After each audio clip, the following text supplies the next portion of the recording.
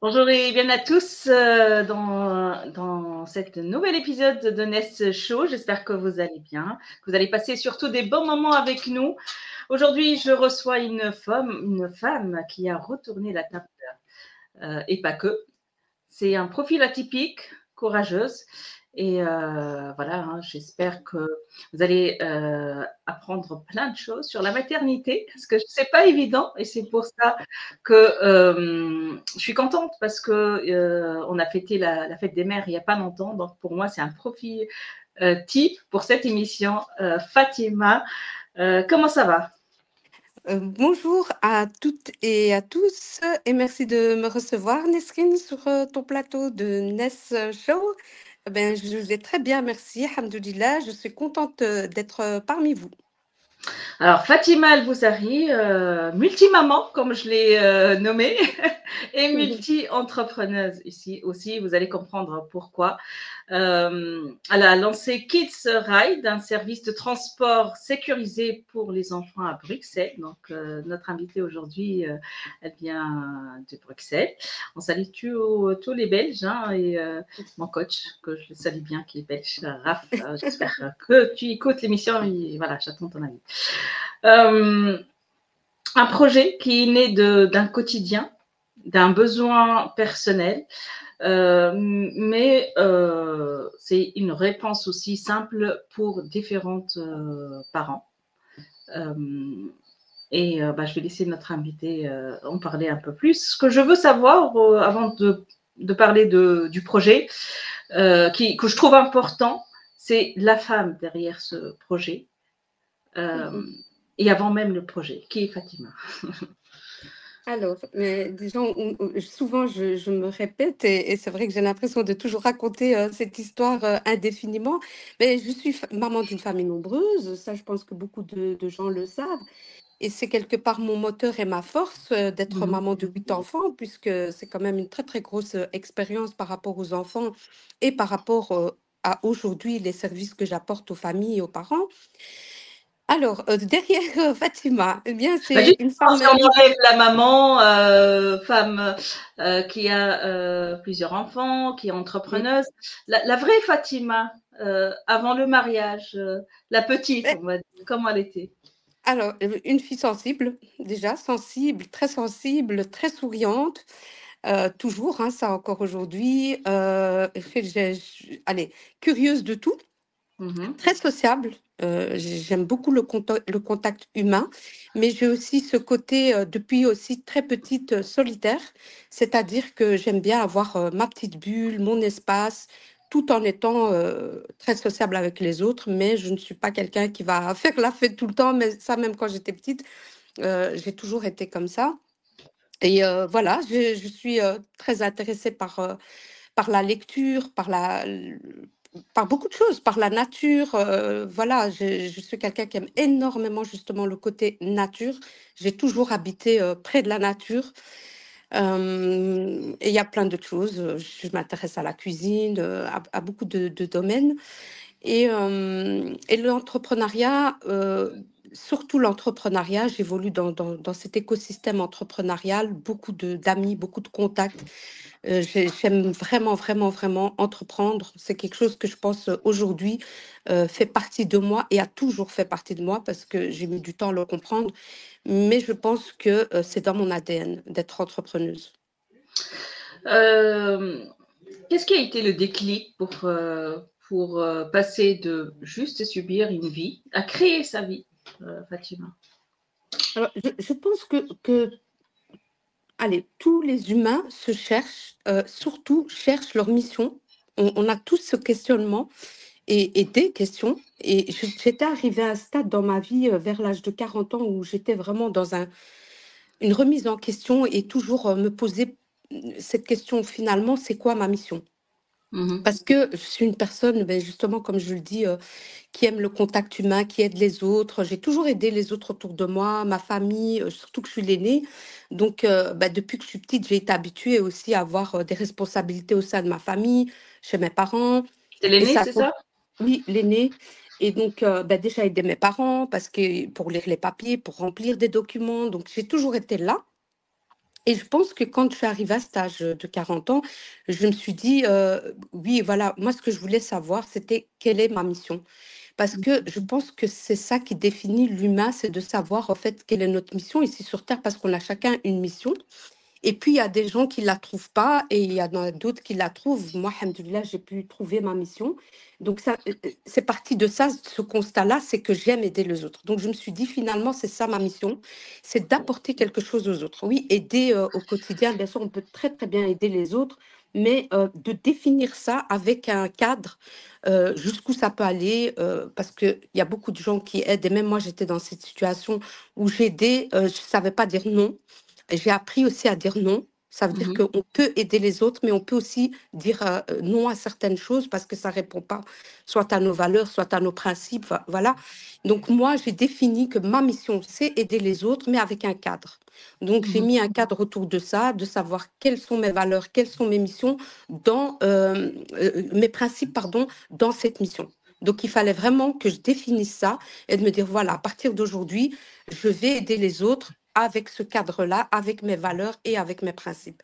Et à partir de là, ben, j'ai commencé à chercher au fait qu'est-ce que j'avais envie de faire. Parce que professionnellement, comme je n'avais pas de diplôme, il fallait aussi que je trouve quel job je peux faire. Mhm. Et Quand tu disais, j'ai pas un diplôme, c'est-à-dire? moi, je n'ai pas pu terminer T'as mes arrêté études. l'école? J'ai D'accord. arrêté l'école, je suis née en Belgique et j'ai arrêté mes études parce que je voulais me marier. Déjà, c'est moi qui voulais me marier. Encore une Ouais. fois, ça fait aussi partie quelque part de cette éducation dans laquelle j'ai grandi, ou à cette époque-là, en tout cas, on se mariait jeune. Enfin, moi, toutes mes cousines, toutes les filles de mon quartier, ben, on se mariait jeune. Donc, je me suis mariée quand même, j'allais à peine avoir 18 ans, déjà que j'avais déjà ma première fille, donc c'est très jeune. Et comme je dis, j'ai grandi même avec mes enfants quelque part.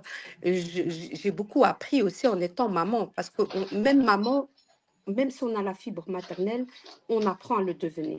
Mhm. Donc voilà, donc ici, quand on me pose cette question, Alors, on apprend à devenir seul. C'est pas évident. bah, pas seul. Ici, on est parents, on est à deux, chacun il a son rôle, mais ce que je veux dire par là, c'est que quand on est jeune, on ne se rend pas compte, on pense être très responsable, on se dit, bah oui, moi finalement, oui, c'est moi qui a voulu me marier, je veux avoir un enfant, mais on ne se rend pas compte de tout ce qu'il y a derrière. Au jour d'aujourd'hui, j'ai une crèche, donc j'entends beaucoup et je rencontre beaucoup des parents et qui sont confrontés à des situations avec leurs enfants. Et il me répète aussi la même chose: «Bah, je savais pas que ça allait être comme ça, je savais pas que ça allait être aussi difficile». Oui, être parent, c'est des responsabilités, moi je dis que c'est même pas à vie, c'est pour l'éternité. On a un enfant, voilà, on est responsable et donc avec cet enfant, on apprend à grandir, quel que soit notre âge, on apprend. Parce que, avoir un enfant, ben c'est quelque chose d'inconnu. Quand c'est le premier, ben, on ne sait pas ce qui nous attend. On ne peut pas être le meilleur parent du monde, c'est impossible. Donc, j'ai évolué aussi avec mes enfants. Ça, c'est clair. Mhm. Donc, j'ai regardé un petit peu le parcours. Hein. Tu disais que ça, c'est l'idée de ton projet et le fruit d'une difficulté que tu as rencontrée. Oui, Et c'est ton mari qui t'a inspiré. Si tu peux nous oui, raconter un peu plus. effectivement. Bien, donc déjà, à faire le constat, donc à l'âge de 40 ans, de me dire, ben, j'ai envie de faire quelque chose professionnellement pour terminer de répondre à la question. Et j'ai décidé que finalement, mes meilleures compétences, c'est la petite enfance. Je me suis dit, ben moi, c'est ce que je connais le mieux, c'est le domaine que je connais le mieux, donc je vais me diriger vers ça. Et j'ai fait une formation ici en C'était une Belgique. évidence pour toi.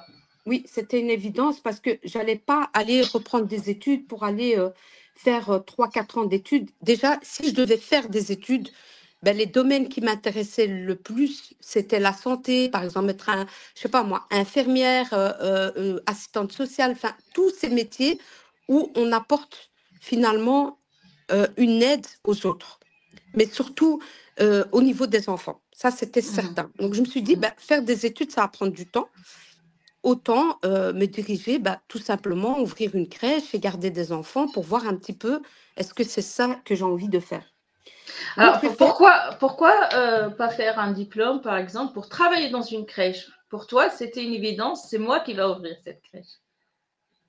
Mais au départ, cette formation, elle pouvait aussi aboutir à aller travailler dans une crèche, hein, parce que quand j'ai fait cette formation, ben, il y avait deux solutions. C'était soit je travaille dans une crèche pour quelqu'un, donc avoir Mhm. un patron ou une directrice, soit travailler pour moi-même. Et la question s'est posée à un moment donné, puisque quand j'ai eu terminé, j'ai posé la question, j'ai demandé, voilà, maintenant, je vais chercher à travailler. Quel est le meilleur statut? Parce qu'ici en Belgique, on dit statut. Je dis, quel est le meilleur statut? Travailler pour un directeur ou être indépendante? Qu'est-ce que vous me conseillez? Quelle est la différence? Parce que moi, déjà, j'étais partie sur devenir indépendante. Mais seulement, je voulais savoir un peu au niveau administratif, ben, quels sont les risques? Parce qu'on ne se lance pas n'importe comment dans ce domaine-là en tant qu'indépendante. Et donc, la réponse, c'était mais écoutez, il n'y a pas une grande différence à part que si vous êtes au chômage actuellement, vous perdez votre chômage parce que vous allez devenir indépendante et ça va être très difficile de revenir en arrière. Mais moi, je n'avais pas de chômage.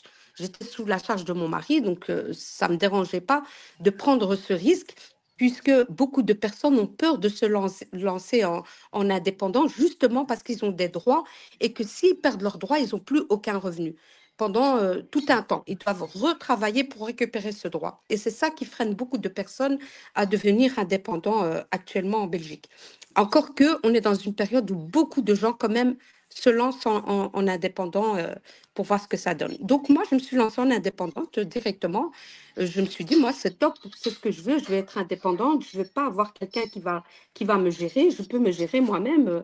Et ça a très bien fonctionné dès les premiers mois. Ton entourage, comment il a accueilli cette idée, créer un service, créer ta propre crèche? Est-ce qu'il y a eu des doutes à un moment donné? Est-ce qu'il t'a encouragé? Ben, déjà commencé, puisque la formation, je crois que je l'avais commencé, j'avais peut-être 42 ans, et puis j'ai ouvert la crèche, j'avais 43 ans. Et ben oui, il y a des questions, puisque on peut, c'est difficile à comprendre pour une famille de se dire, ah ben maintenant j'ai décidé que je travaillais. Pendant des années, je n'ai pas travaillé, j'étais maman au foyer, allez, sous la charge de mon mari. Et lui, il comprenait pas très bien parce qu'il se dit, bah, tiens, elle n'a jamais parlé de travailler. Là, maintenant, elle me parle de vouloir avoir son job. Voilà, il se posait des questions parce que c'est vrai que c'est pas lié juste aux finances. Lui, il a vu ça peut-être un peu comme presque une agression en se disant, ah, mais peut-être elle a une idée en tête, je sais pas. Parce que franchement, on en a discuté avant même que je m'inscrive à cette formation, parce qu'il me disait, mais je comprends pas, en fait, qu'est-ce qui se passe que tu as envie de travailler? Mais je lui dis, mais moi, c'est pas juste pour gagner de l'argent, c'est parce que j'ai besoin pour moi-même de me dire que je suis capable de faire quelque chose professionnellement. J'ai besoin d'être reconnaissante envers moi-même, de me dire, ben voilà, tu as pu faire ça et tu es capable. Et je pense Alors, merci qu'après, pour ce point, Fatima, qui est très, très important, que beaucoup d'hommes aujourd'hui qui rencontrent, des femmes aussi, qui ne comprennent pas cette envie qui arrive.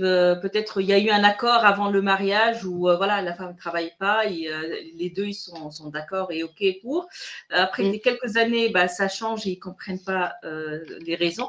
Donc, c'est bien de poser le cadre et surtout le fait de discuter, c'était important pour toi et pour oui, lui, Fatima. Ça a ben changé la vie. oui, bien sûr, parce qu'il faut prendre en compte l'autre personne. Il ne faut pas, bien sûr, prendre des décisions comme ça n'importe comment. Il faut une discussion, une communication. Ça va dans les deux sens. Ben, moi, j'aime bien aussi que mon mari me communique ben, ce qu'il veut faire, ses projets. C'est pareil pour moi. Et de bien en parler pour bien être d'accord dès le départ. Et comme ça, après, il n'y a pas de malentendu parce que nous, ça a pris du temps. Donc, moi, j'ai attendu qu'il soit vraiment prêt et qu'il me dise, ben, écoute, je te comprends, vas-y et qui me soutiennent. Pour moi, c'était important d'avoir son soutien. Parce que sans son soutien, ben, je pense qu'il y aurait voilà, des problèmes au sein de notre couple. Et une fois qu'il m'a dit, ben, écoute, vas-y, inscris-toi, moi je suis d'accord, fais cette formation, c'est bon. Là, j'ai été tranquille. Je me suis dit, c'est bon. Et je me dis, si ça n'avait pas été, peut-être que ça aurait carrément été fini entre nous. Parce que il faut Ah oui, aussi carrément. ben, En tout cas, je pense que ça aurait mal fini. Je ne sais pas comment, parce que ça, je ne sais pas. Ce n'est pas arrivé, mais Heureusement. voilà, j'étais pas bien. Je vais pas dire qu'on quitte quelqu'un juste pour ça, mais je ne peux pas aussi concevoir qu'une femme, elle soit malheureuse parce qu'elle ne peut pas faire ce qu'elle a envie de faire. Parce que franchement, moi, ça a pris juste 1 mois de souffrance où je me remettais en question, où j'étais très, très mal avec moi-même. Donc, j'imagine même pas des femmes qui ont ça pendant des mois, des années. C'est très difficile. Donc, juste de se calquer sur les autres, moi, c'est pas possible. J'avais besoin de faire ce qui me plaisait à moi. Et il n'y avait rien de mal de vouloir s'affirmer professionnellement. Je ne vois pas où est le mal. Et donc, je pense que mon mari l'a très bien compris. Il m'a soutenu là-dedans.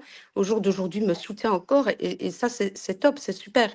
Et j'ai envie d'aller plus loin. Moi, je me suis posé la question, si je ne fais pas ce que j'ai envie professionnellement, je vais avoir des regrets. Je vais être mal. Est-ce que j'ai envie d'avoir des regrets juste pour plaire aux autres ou pour garder ce statut de femme au foyer? Ben non. Je me suis répondu à moi-même, non, c'est pas ça que tu veux. Tu as envie de travailler, donc fais-le. Et c'est ce que j'ai fait. Donc moi, pour moi, il était hors de question que je... Oh là là, qu'est-ce qu'il est... C'est pas grave, Fatima, c'est pas grave. Continue de parler. Est-ce que tu m'entends toujours? Je Désolée. t'entends, ouais, je t'entends, Oui. ouais. Ouais. Donc, je ne te vois pas, mais voilà. En tout cas, Moi, je te vois pas non plus, mais je vais essayer de remettre tout ça. ouais, Voilà. essaye de sortir. Voilà, c'est bon. Voilà. Okay. Donc, je disais, pour moi, c'était très, très important de prendre cette décision pour moi-même. Bien sûr, en réfléchissant à l'impact que ça va avoir sur ma famille et de faire ça bien, de communiquer, que ce soit avec mon mari, avec mes enfants, et pour que je puisse le faire d'une manière sans frustrer ou sans être mal au sein de mon couple. J'y suis arrivée. Moi, j'y suis arrivée sans problème. Ça a pris juste 2 mois, mais je sais que pour d'autres femmes, c'est beaucoup plus complexe.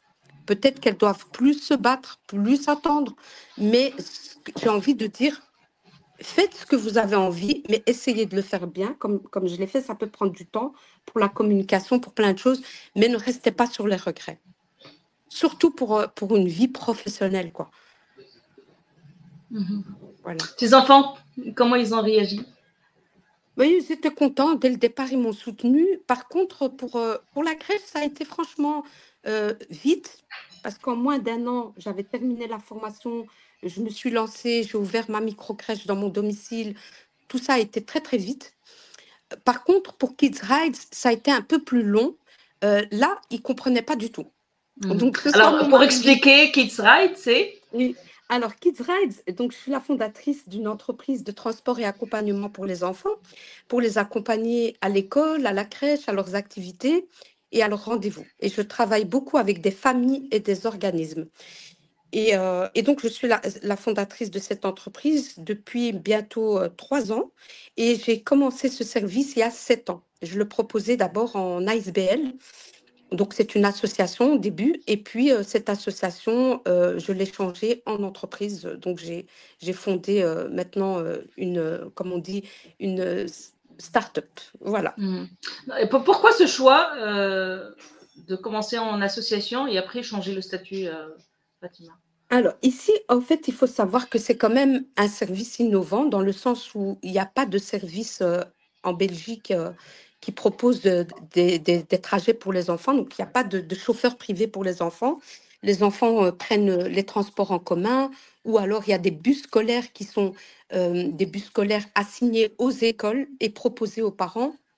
Mais un parent n'a pas la possibilité de réserver un trajet via un service spécifique qui va proposer des trajets pour les enfants. Donc, je suis la seule.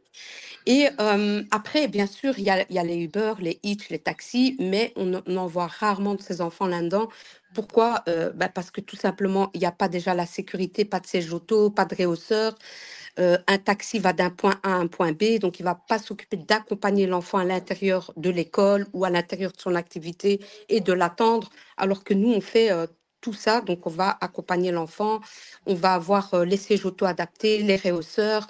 vraiment, la conductrice ou le conducteur seront toujours les mêmes personnes pour les trajets récurrents de l'enfant. Donc, il y a aussi un lien qui se crée avec les enfants. Ils n'ont pas tout le temps des chauffeurs différents. Donc, ça, c'est la différence de notre service avec, on va dire, les services taxi. L'idée, elle est née comment, du coup, pour comprendre un petit peu?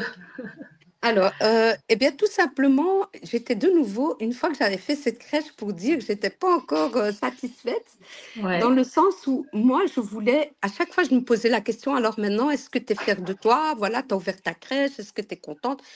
Il y avait cette dualité en moi de toujours, voilà, où tu en es, est-ce que c'est bon ou pas encore? Ben, c'était pas bon.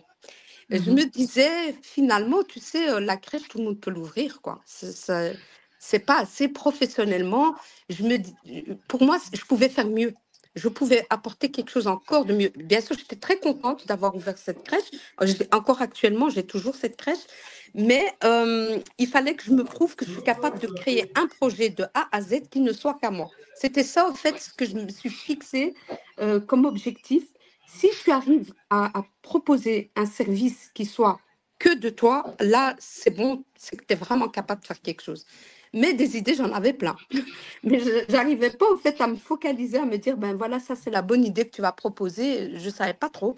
Et ça s'est fait, au fait, spontanément, puisque mon mari, il accompagnait les enfants à l'école tous les jours.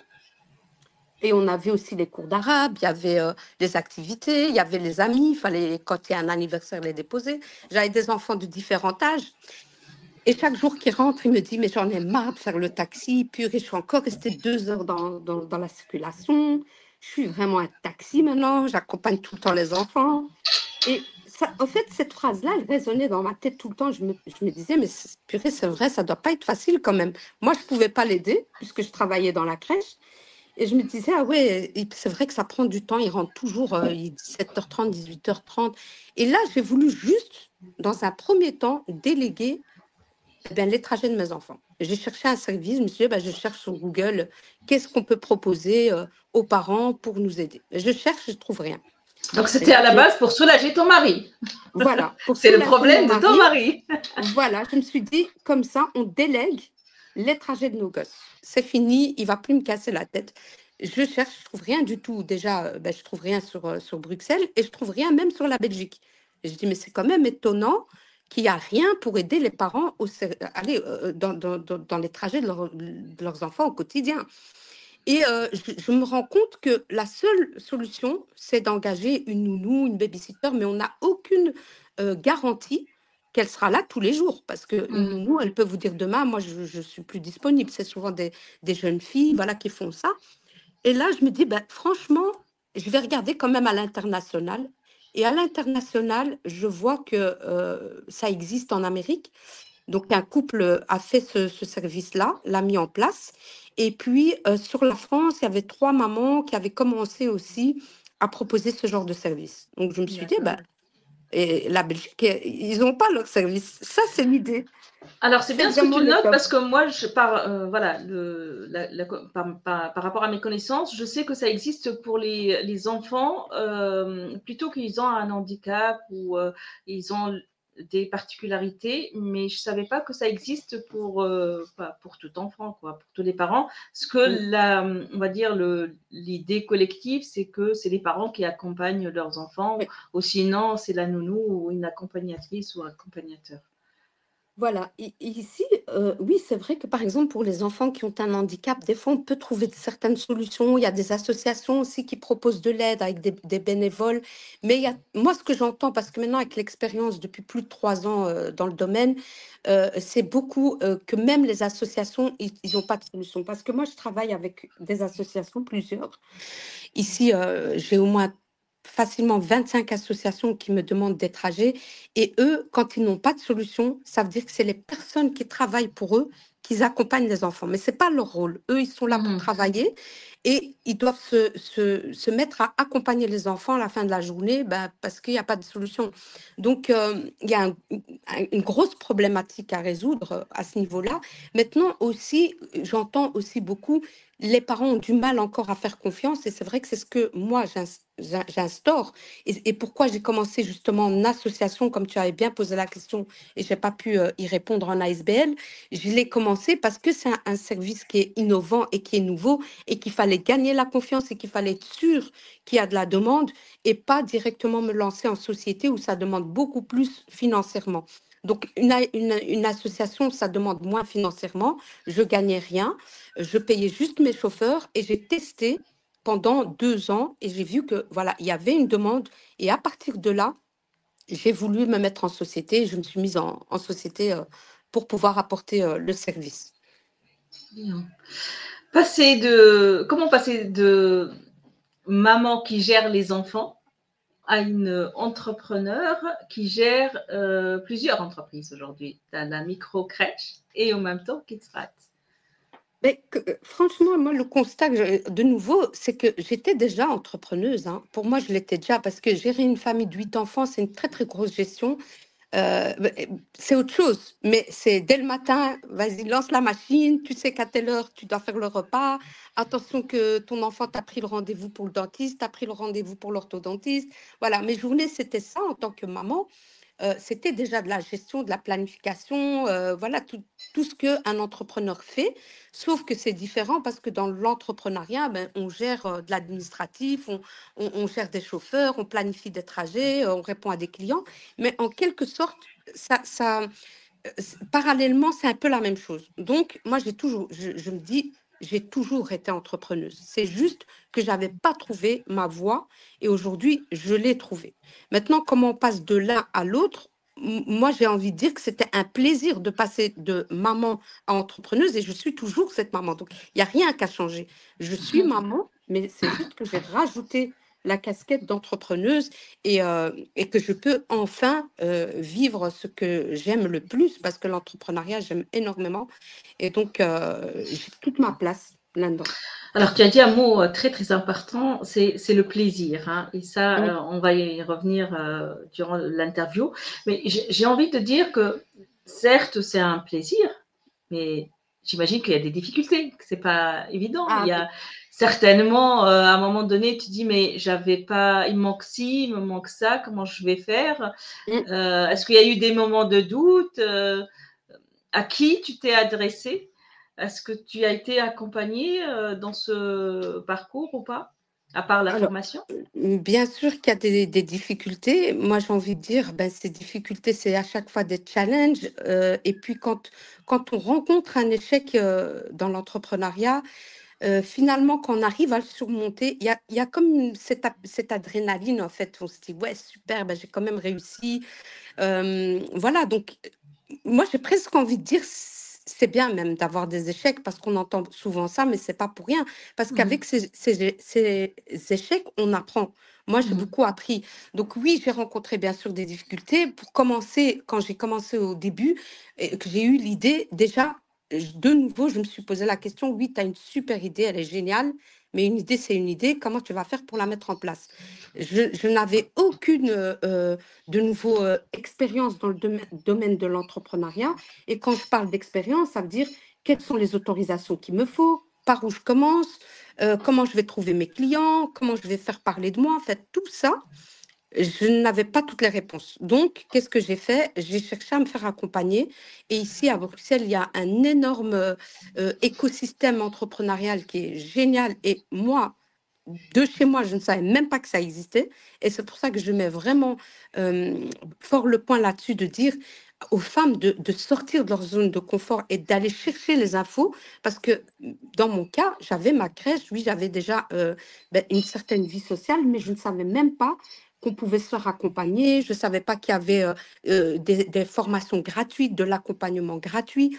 Et je l'ai découvert juste en formant un numéro qui est ici, c'est un numéro gratuit à Bruxelles, c'est le 18-19. Et c'est, on va dire, un peu comme une couveuse. Ça s'appelle Hub, HUB.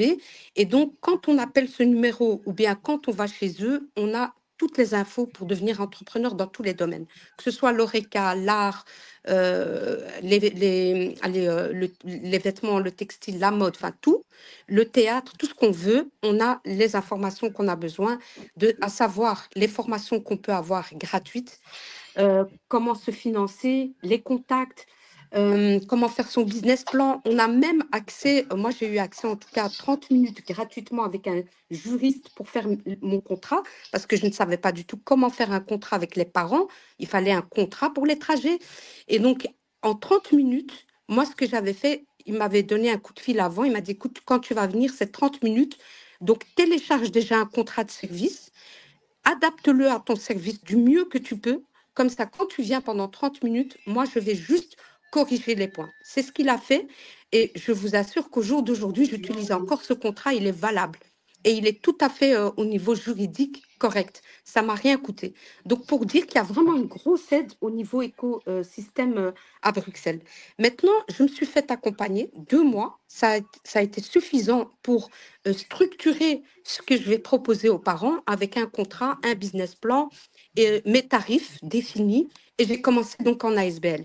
Mais suite à ça, après 2 ans, là, j'avais tellement de demandes et comme je faisais tout toute seule, il fallait absolument que je sois accompagnée en tant... Il me fallait en fait une équipe. C'était même plus... je pouvais plus continuer seule. Et de nouveau, j'ai eu cette opportunité où 2 messieurs m'ont contactée en me disant, voilà, nous, on voudrait t'aider, on a une application, tu pourrais soit la louer, soit on peut voir, en fait, en discuter de qu'est-ce qu'on peut faire pour t'aider à mettre en place cette application. Donc, j'ai été au rendez-vous, on s'est parlé, je pense, 2, 3 rendez-vous, et au final, ce qu'on s'est dit, c'est qu'on allait s'associer.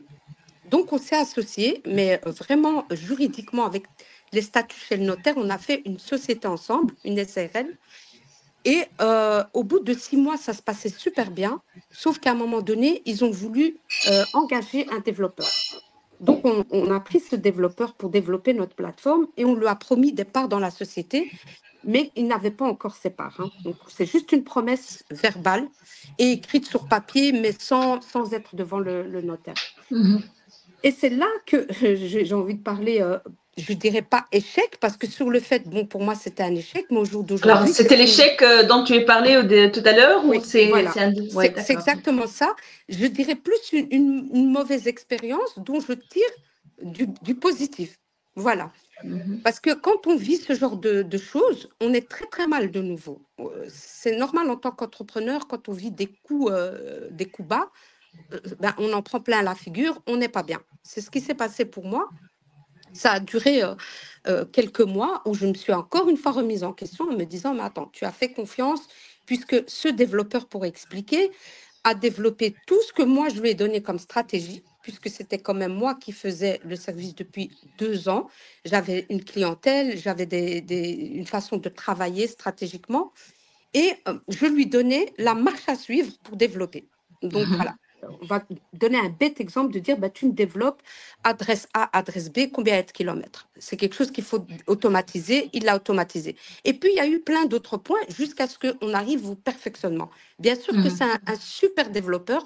Par contre, là, j'ai rien à dire. C'est quelqu'un qui est vraiment professionnel. Donc, sur le plan technique, il a assuré. Voilà. Mais le problème, il vient d'ailleurs. Le problème, c'est que relationnel. il a pris la grosse tête et donc a voulu pratiquement me donner des ordres alors que c'est ma boîte. Ça veut dire que c'est mon service. C'est moi qui ai le plus de parts. Il n'est pas encore ni engagé, ni avec des parts officielles.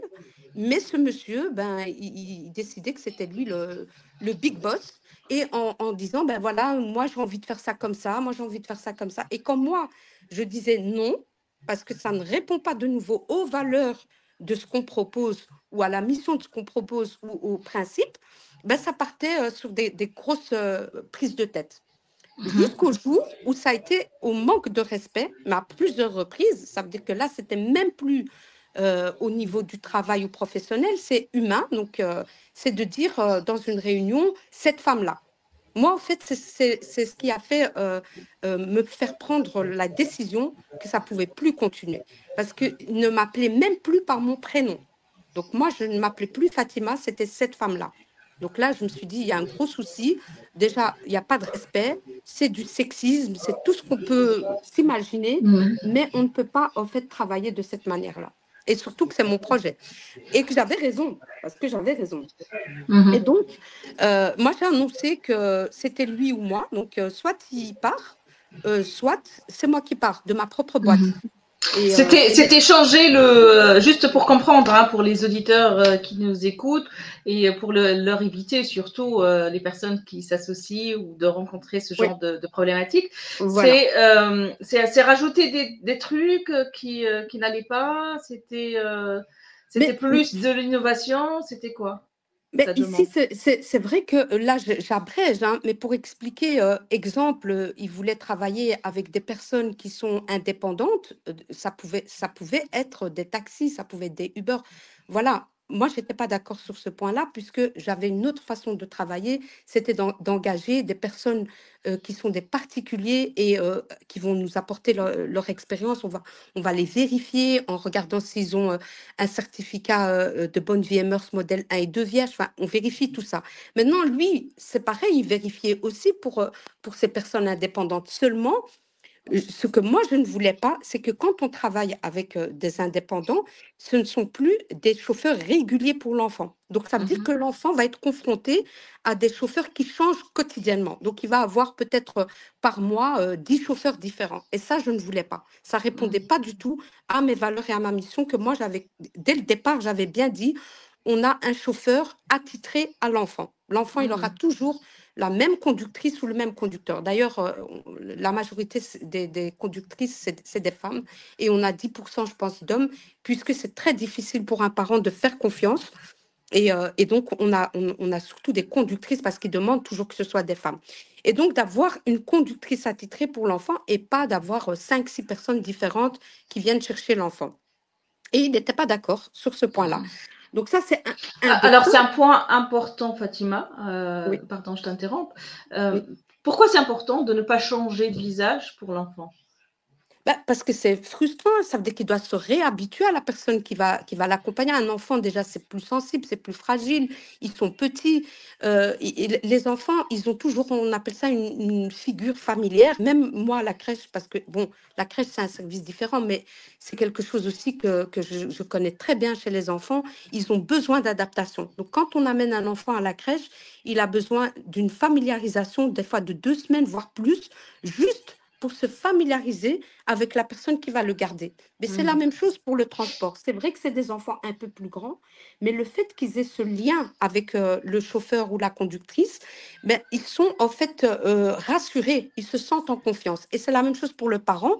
Il se dit, ben, moi, je connais bien cette conductrice, c'est elle qui vient tout le temps chercher mon enfant. À part si la conductrice tombe malade, oui, là, alors, on va mettre quelqu'un d'autre. Mais c'est important d'avoir une figure et un visage, une personne qu'on connaît. Et là, on se sent rassuré, on se sent en sécurité de confier son enfant. Et l'enfant aussi, c'est pareil, il est à l'aise pendant le trajet. Mais si on change à chaque fois, il faut de nouveau faire connaissance. Et ça, c'est mauvais pour l'enfant. Donc, c'est important de créer des liens et surtout établir cette relation de confiance. Et Exactement. du coup, qu'est-ce qui s'est passé après Alors, ce malencontre? moi, quand je dis j'ai mis l'ultimatum, parce qu'on peut se dire, mais comment on peut quitter sa boîte alors que cette personne ne fait pas partie de la boîte? Mais c'était complexe dans le sens où mes associés connaissaient cette personne, ils avaient des liens entre eux apparemment, et ils n'arrivaient pas à prendre la décision de me dire, OK, tu as raison, on va lui dire de quitter. Mhm. Ils me disaient, tu as raison, mais on va essayer que tu n'aies plus de contact avec lui et ça va être nous les intermédiaires. Mais je dis, mais non, on ne peut pas avoir une entreprise et avoir des objectifs de s'agrandir en ayant quelqu'un qui travaille au sein de l'entreprise où moi je vais parler avec lui avec un intermédiaire. C'est pas possible. Donc, j'ai vu qu'il n'entendait pas ma demande. À part de me dire que j'ai raison, il ne prenait pas des décisions qui allaient dans mon sens. Et j'ai dit, ben, là, au fait, à moi de prendre la bonne décision. Je ne voulais absolument pas de nouveau être en souffrance. Parce que ça aussi, ça fait partie de ma mission. C'est que il y avait déjà, avant de les rencontrer, ce programme que je me suis mise à moi-même, c'est de ne plus jamais souffrir inutilement. C'est si je suis confrontée à une situation où j'ai le choix de donner ma décision, de prendre ma décision, je le fais. Je n'ai pas, au fait, à souffrir inutilement de quelque chose qu'on va m'imposer. Ah, Mhm. donc, c'est très simple, je leur ai dit, moi, je quitte. Ça veut dire que même si maintenant, vous me dites là, tout de suite, dans cette réunion, on va lui dire de partir, je pars quand même. Et là, ils m'ont posé la question, mais pourquoi? Et j'ai dit, mais parce que vous, quand je vous ai annoncé qu'il fallait qu'il quitte, vous n'avez pas branché, vous n'avez pas dit, OK, Fatima, tu as raison, on va lui dire de partir. Donc, au jour d'aujourd'hui, c'est comme si c'était trop tard. C'est fini, j'ai pris ma Mhm. décision, je recommence tout à zéro. Et je pense que on se connaissait pas assez parce ça faisait un an, presque un an et demi qu'on travaillait ensemble. Et ils ont été assez choqués parce que 3 jours après, j'étais déjà chez le notaire et j'avais déjà lancé ma nouvelle start-up qui est actuellement Kids Rise. Donc voilà. Alors, tu vas vite là, Fatima, juste pour comprendre. C'est ton projet. Et pourquoi c'est toi qui quittes? C'est pas eux qui quittent. Alors, mais quand je dis quitter, c'est-à-dire quitter mes fonctions. Au jour Mhm. d'aujourd'hui, cette SARL existe toujours. J'ai toujours mes parts dedans, Mhm. mais j'ai quitté toutes mes fonctions. Pourquoi? Ben, c'est une décision, encore une fois, très réfléchie parce que je me suis dit, ou bien ils continuent sans moi, ils avancent, ils réussissent, j'ai pas envie de dire tant mieux, mais c'est qu'ils l'ont mérité de réussir. Moi, de mon côté, je relance une nouvelle SARL parce que c'est mon projet à la base, mais je recommence seule. Cette fois-ci, sans m'associer bêtement n'importe comment. Parce que la première fois, quand je me suis associée, on a mis dans les statuts les parts, mais on n'a pas mis des conditions. J'aurais dû mettre des conditions. Moi, je n'avais de nouveau pas cette expérience de savoir qu'il fallait mettre certaines conditions. Et si j'avais Par mis les exemple, conditions, quel exemple de conditions à mettre, ben, Fatima? exemple que s'il y a un litige comme celui-là, on va appliquer telle et telle, allez, on va mettre telle ou telle chose en place. Ça, je ne l'ai pas fait. Moi, j'ai juste avec eux signé qu'on a chacun nos parts et qu'on a le droit de quitter après 3 ans. Une fois que la société a 3 ans, on peut quitter. Voilà, c'est quoi les conditions. Mais en réalité, quand on s'associe, il faut mettre un tas de conditions parce qu'il faut se protéger. Ce que moi, je ne connaissais pas, donc je ne l'ai pas fait. Maintenant, Mhm. actuellement, avec cette nouvelle SARL où je suis la seule fondatrice et administratrice, si un jour je devais avoir, imaginons, un associé ou une associée, je sais que je mettrais des conditions Mhm. parce que je ne le savais pas à l'époque. Mais finalement, de toute façon, moi, je suis très heureuse, alhamdoulilah, parce que ça m'a permis un vrai tremplin. Donc, ça m'a permis une big expérience. Déjà, j'ai appris énormément avec eux. Et même, on s'est reparlé plusieurs reprises par après. Moi, je leur ai dit merci. J'ai dit merci parce que grâce à vous, j'ai appris énormément. Donc, je suis reconnaissante de cette expérience où j'ai appris pour mon avenir et ça m'a permis d'être beaucoup plus forte et même au niveau de l'entrepreneuriat, ben, là, j'ai des connaissances grâce à cette expérience-là. Mhm. Et donc, en les quittant, ben, ça n'a même pas mis 3 mois que j'ai signé un big contrat. Donc, finalement, c'était que du positif pour moi. Alhamdoulilah. Mhm. Mais sur le plan émotionnel, parce que je sais que c'est important quand on passe par une phase ou une expérience semblable, où c'est pas évident. Rien que mettre son ego de côté, de dire bah j'ai mis un projet en vie, c'est comme un accouchement, été un maman, Ouais. et de Alors, le laisser partir. ça fait très, très mal, mais j'ai vécu ça à plusieurs reprises dans ma vie. Je ne parle pas juste de l'entrepreneuriat en général. J'ai toujours été. Ça, par contre, ça fait partie d'un de mes traits de caractère. C'est que quand je suis confrontée à des situations où voilà, il y a un litige, un problème avec une personne ou quoi que ce soit, je ne suis pas rancunière. Je pardonne facilement, mais par contre, je coupe avec cette personne. Ça veut dire, je peux la voir, lui dire bonjour et tout, mais il n'y aura plus jamais de lien, il n'y aura plus jamais d'affinité. Et je me mets en fait en mode sécurité, moi j'appelle ça. Et d'ailleurs, Mhm. ce mode sécurité, il est vraiment très très fort chez moi parce que même avec mes enfants, on en parle. Et je dis, quand par exemple il arrive quelque chose comme ça, je dis on se met en code sécurité. Qu'est-ce que ça veut dire? C'est que c'est bon, on ferme la porte. Si on a une personne toxique dans notre environnement, eh ben, je dis c'est bon, on enclenche le code sécurité, c'est fini avec cette personne. Parce que malheureusement, il y a des personnes toxiques, il y a des personnes ben, dans notre vie qu'on va rencontrer, on ne sait pas ça directement à premier abord. Mais c'est la même chose dans cette association. C'est parti sur quelque chose de bien. On voulait agrandir. À cette époque-là, bon, ça avait un autre nom que Kids Right, je ne vais pas le dire, mais voilà, on voulait s'agrandir, on avait des gros objectifs, mais ça n'a pas fonctionné. Ben, ça n'a pas fonctionné. Maintenant, moi, comme je dis, oui, j'ai eu très, très mal. Ça a duré une période. Bien sûr, l'ego, il y a l'ego parce que je m'en suis un peu voulu. Pendant une période, je me suis dit, mais c'est toi qui as voulu t'associer. Et c'est là aussi que j'ai aussi, je me dis à chaque fois, tu es aussi en partie responsable parce qu'il ne faut pas mettre la responsabilité que sur les autres, de se dire, ah, mais oui, mais c'est parce que c'est des mauvais associés, c'est une mauvaise personne, etc. Oui, peut-être, mais j'ai ma part de responsabilité puisque j'ai voulu aussi m'associer avec eux, j'ai accepté tout ça. Donc, j'en ai tiré, allez, à la fin, j'ai fait une analyse en me disant, maintenant, tu as ta part de responsabilité. Prochaine fois, il faut bien réfléchir à ce que tu fais. Donc, tire-en le mieux, le meilleur, et c'est bon, et tu recommences à zéro. Donc voilà, après, j'ai pris un gros risque. Ça, c'est certain, c'est un énorme risque, puisque j'aurais pu ne pas avoir de clients pendant très longtemps. J'aurais pu de nouveau mettre 3 ans, comme au début, hein, avant d'avoir tous mes clients, puisque quand je me suis mise en ASBL, il m'a fallu quand même 2 ans pour avoir une certaine clientèle. Ben, ça aurait pu être la même chose avec Kids Ride, mais j'ai eu, alhamdoulilah, vraiment la chance, et je ne dis même pas la chance, c'est le rizq d'Allah, que Allah m'a dit, au fait, cette décision que tu as prise, elle est bonne, puisque même pas, comme je le dis, même pas 3 mois, j'ai signé un gros contrat et ça m'a fait directement un tremplin. Donc, j'ai eu plusieurs, je dirais une vingtaine d'associations qui étaient chapeautées par un organisme public et qui a payé pour ces 20 associations et leur a distribué plus de 1400 trajets pour des enfants défavorisés.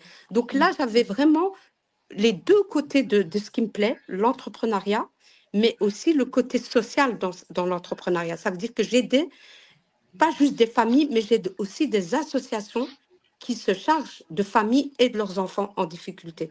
Donc ça, pour moi, j'étais vraiment super heureuse et fière de moi. Je me suis dit, ben, finalement, voilà, tu as pris cette décision qui était douloureuse, mais voilà la récompense. C'est pas pour rien que tu as pris cette décision. Donc, s'il y a des erreurs aujourd'hui que tu as faites et que tu referais différemment aujourd'hui, ou voilà, à éviter, ce sera quoi? J'ai presque envie de dire, j'ai pas envie de changer le passé. Non, on ne change pas Vraiment. le passé, mais il y a des Voilà, choses qu'on peut éviter, oui, alors certainement. si on parle du présent et du futur, bien sûr que ben, tout ce qui est en termes d'association, en termes d'entrepreneuriat, maintenant, je réfléchis beaucoup. Quand je fais quelque chose, je réfléchis bien à ce que je fais et je ne prends pas une décision hâtive n'importe comment. Donc, je Mhm. réfléchis. Mais par contre, ce que j'ai envie de dire, c'est que quoi qu'il arrive, même dans le futur, s'il m'arrive encore des pépins, sûrement qu'il en arrivera, parce que c'est comme ça, c'est la vie, à des hauts et des bas, mais moi, j'essaie toujours de tirer le bon dans tout ça. Il y a Mhm. toujours une part de positivité, même dans les épreuves qu'on a. Mhm. Kids Rights, elle fait aussi employer des femmes. Oui, ben, plus de femmes. Comment, Oui. ouais, comment tu as eu cette idée? Pourquoi que des femmes? Et cette dimension sociale, en fait, elle est Mais au début, liée à quoi? au début, quand j'ai commencé il y a 7 ans en ASBL, j'avais fait une étude de marché. Et dans l'étude de marché, il y avait cette question, est-ce que vous feriez confiance à un chauffeur masculin ou à une femme ou les deux? Et ce qu'il en sortait, c'était que c'était plus la confiance aux femmes. Donc moi, Mhm. même quand j'ai commencé, c'était 100% Pour travailler féminin. avec les enfants, pour Oui, être oui, d'accord. Ouais, d'accord. je parle bien des enfants, hein. Ouais. Donc, il n'y a pas de discrimination, c'est une question de sécurité. Donc là, les Mhm. parents, ils voulaient que ce soit des femmes et moi, j'ai commencé avec que des femmes conductrices. Donc, c'était Mhm. 100% féminin. Il se Mhm. trouve que ben, quand je me suis associée justement, là, on m'a dit oui, mais on va peut-être avoir ben, des personnes qui vont nous... Ah, ça a coupé encore une fois. C'est les aléas de direct, les amis. Donc, on essaie, j'essaye, c'est vrai que c'est enregistré. mais je vous mets dans le cadre du live. Voilà les alias. De retour, Fatima. Donc, j'attends ton retour. Voilà, chers amis, si vous êtes à l'écoute, si vous venez d'arriver, bienvenue. Bienvenue encore une fois, toujours en interview avec Fatima, Voilà, je reviens. Désolée pour la fondatrice coupure. de Kid Rights. Oui, il n'y a pas de souci, hein, c'est les aléas de l'enregistrement et du direct. Hein, et voilà, c'est exprès aussi de faire vivre les auditeurs ces conditions avec nous.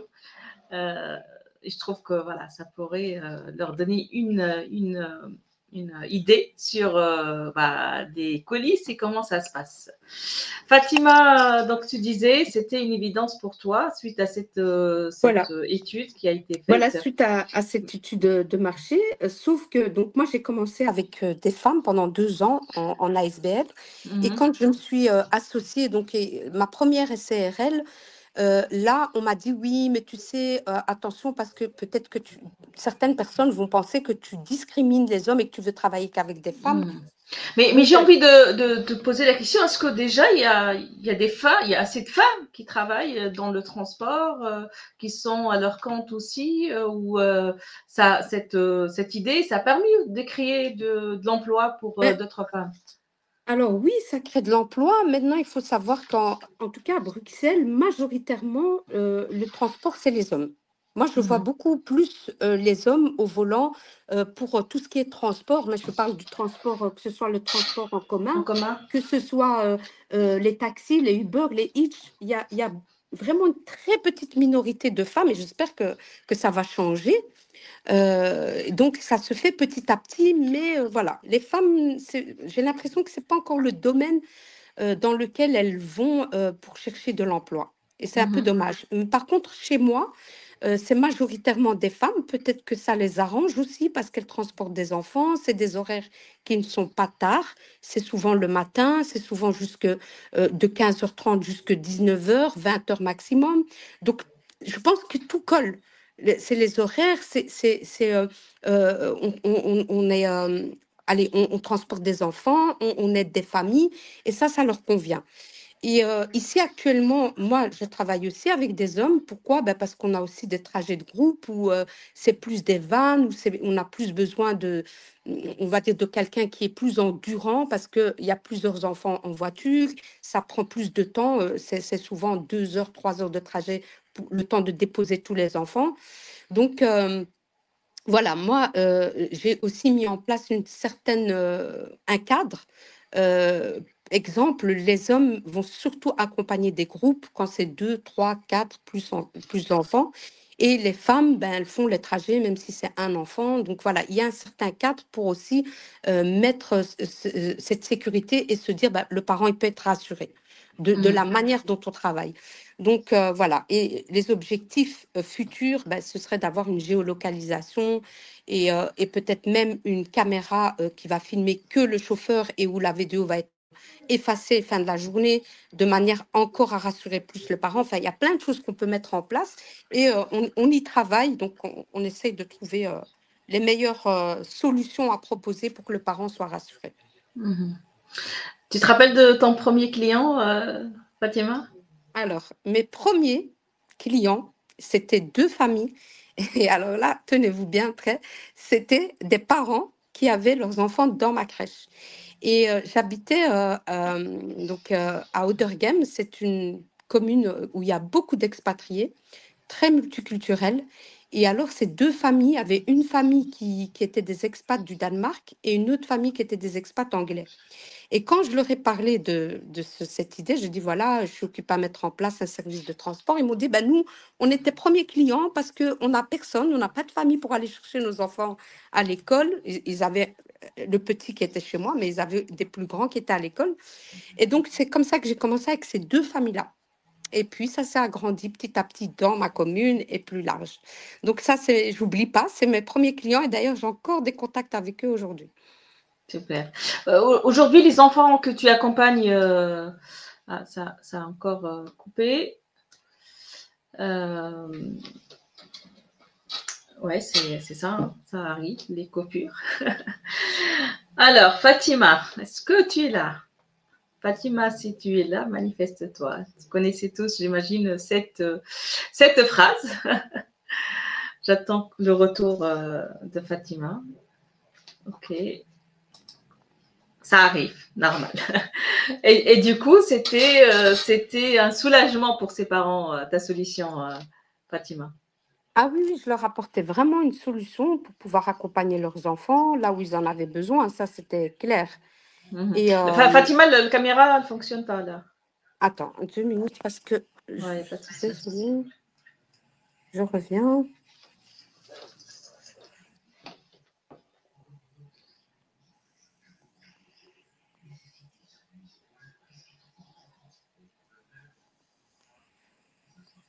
Je suis désolée, hein.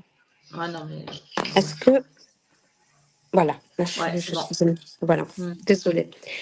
Donc je disais, oui, bien sûr, ça les a soulagés. Et d'ailleurs, moi, de mon côté, ben, ça m'a permis de tester, de me dire, ah ben finalement, j'aide vraiment.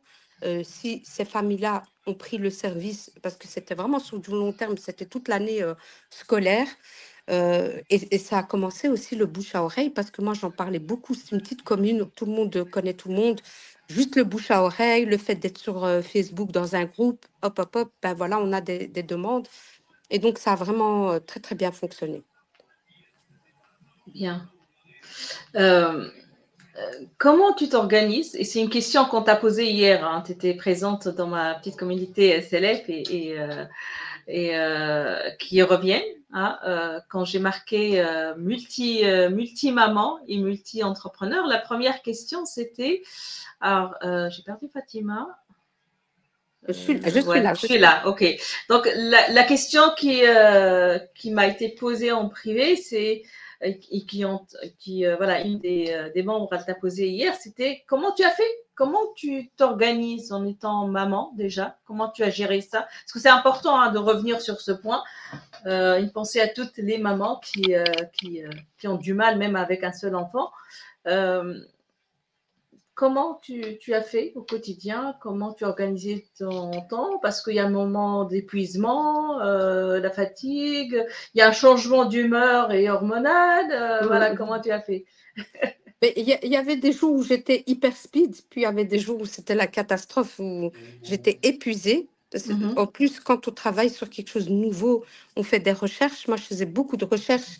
Et comme j'avais la crèche la journée, je ne pouvais pas le faire. Donc, j'attendais que la crèche soit fermée, que les enfants soient partis pour commencer mes recherches le soir. Des fois, je dormais à 3 heures du matin pour me réveiller à 7 heures du matin. Franchement, j'y ai bossé comme une dingue. Ben, quand je dis recherche, c'est rechercher qui va être mon client idéal. Commencer à chercher aussi les adresses des organismes où je peux aller faire parler de moi. Euh, Aller aussi dans des événements, comme faire du networking, parce que je faisais aussi ça en parallèle, chaque fois que je pouvais. Mhm. Franchement, c'était pas facile. Et encore aujourd'hui, hein, il y a des moments où c'est difficile, parce que même actuellement, ben, j'ai beaucoup de rendez-vous, j'ai beaucoup d'interviews, voilà, il faut gérer tout ça. Et comme je dis, bah, il y a des hauts et des bas. Il y a des jours où ça se passe super bien parce que je suis très, très bien organisée. Puis il y a des jours où même si je suis organisée, bah, il y a quelque chose qui vient casser l'organisation. Donc oui, il faut franchement, il faut avoir un mindset très, très fort. Et je l'ai pour l'instant parce que quand on a un projet comme ça, ben, évidemment qu'on se bat pour ce projet au quotidien. Et d'ailleurs, ça c'est un point important, c'est de se dire ben, il faut beaucoup de persévérance, il faut être déterminé de dingue parce qu'il y a eu beaucoup de fois où franchement j'avais envie de lâcher, mais je parle d'il y a peut-être 3 4 ans où je me disais ben, c'est bon, stop, ça va mettre trop de temps pour que les gens comprennent, pour que les gens viennent vers toi et prennent le service. Mhm. Et j'ai persévéré, je suis restée vraiment déterminée. Et c'est ce que j'ai envie de dire aux autres femmes, désolée, de rester déterminée. Mhm. C'est important. Oui, c'est important. Après, oui, au niveau de la gestion, et c'est pas toujours facile, mais voilà, il faut faire avec, hein, il faut aller se positionner dans tout ça parce que sinon, on fait rien. C'est pas parce qu'on a une famille qu'on est condamné. Ouais. Fatima, ton mari, il pense quoi aujourd'hui? Ah, il est très fier de moi, il est fier, mais chaque fois, quand je parle de Kids Ride, je dis oui, j'ai fondé Kids Ride. Il dit, on l'a fondé, hein. Moi aussi, hein, je fais partie de Kids Ride. Ben oui, oui, oui, c'est toi qui m'as inspiré. Mais franchement, au quotidien, C'était ton premier client, j'imagine. mais oui, et c'est aussi un de mes chauffeurs parce qu'il a déjà aussi fait des trajets pour moi, pour Kids Ride, enfin pour nous. Mais c'est un gros soutien. Pourquoi? Parce que ça, c'est aussi important. Si on n'a pas du soutien, c'est très difficile au quotidien, dans le sens où moi, je fais presque rien de l'extérieur, c'est lui qui fait tout. C'est lui qui va faire les courses, c'est lui qui va s'occuper des papiers, c'est lui qui va s'occuper de nos enfants pour aller les conduire pour les rendez-vous à l'école. Enfin, moi, je peux plus, c'est même plus possible. Par contre, ce que j'essaye de faire avec mes enfants, et ça, c'est très important parce que quand on parle de famille, je souligne ça, il faut savoir donner du temps à sa famille, donc garder du temps pour eux. Et moi, parce que j'ai entendu souvent mes enfants me dire oui. Voilà. Je ne sais pas si on m'entend. Souvent, Ouais. j'entends dire ben, maman, tu ne nous donnes pas assez de temps, tu n'es pas là, tu travailles tout le temps. Donc, ce que j'ai fait, c'est instaurer des moments pour mes enfants et des fois même pour chaque enfant. Donc, ce que je fais, c'est que par exemple, le plus petit, ben, je vais sortir avec lui, je vais aller lui acheter des livres, l'amener faire ce qu'il aime, une activité qu'il aime. Et qu'on soit que nous deux, ben, ça va permettre que lui, il se sente ben, bien et qu'il puisse me dire s'il a envie de se confier, s'il a quelque chose à me dire et puis d'avoir ces moments-là privilégiés avec son enfant. Mhm. Et je fais ça aussi avec mes filles et je trouve ça important. Et il faut Mhm. donner du temps à sa famille parce que c'est vrai que quand on travaille, des fois, on ne se rend même pas compte qu'on est là, on bosse, on bosse, on bosse. Et puis, on ne se rend pas compte que nos enfants, ils peuvent en souffrir ou notre mari parce qu'on est... Moi, j'ai eu une fois, mon fils, il a fait ça, j'étais un peu choquée. Il me parlait et puis il me fait, t'es là, maman, t'es là. Parce que c'est vrai qu'il me parlait, mais je n'écoutais pas. J'étais Mhm. déjà C'était ailleurs. dans mes pensées, voilà. Et là, je me suis dit, non, ça va pas parce que tu dois quand même arrêter. Même ton cerveau, tu fais pause et t'écoutes ton enfant, ce qu'il a à te dire. Mais c'est vrai que quand on est entrepreneur, la vérité, le cerveau, il fonctionne non-stop. Moi, Mhm. et j'ai même encore ça souvent, je dors et mon cerveau, il Il est travaille. occupé à travailler, à trouver des solutions alors que je dors. Donc, c'est quand même, moi, je me dis, waouh, quoi. Mais voilà, c'est ça, être entrepreneur aussi. Mhm. Voilà. Répartir les tâches, c'était mis en place d'une manière, on va dire, petit à petit ou d'une manière automatique, où il fallait mettre un temps pour communiquer et dire chacun il fait ce qu'il doit faire. Voilà, toi, tu fais telle tâche et à moi de faire telle tâche. Alors, au début, ben, comme j'avais l'habitude de faire beaucoup de choses quand je travaillais pas, ça a été un petit peu des prises de tête, même avec mes filles, mes plus grandes. Oui, fais ça, non, mais moi, j'ai pas le temps, je vais aller voir ma copine ou je vais faire ci. Ben, c'était des prises de tête parce que je disais, ah, mais moi, j'ai pas le temps de tout faire. Donc, à un moment donné, on s'est tous mis à table, on a dit, on va tous parler ensemble parce que là, ça va pas.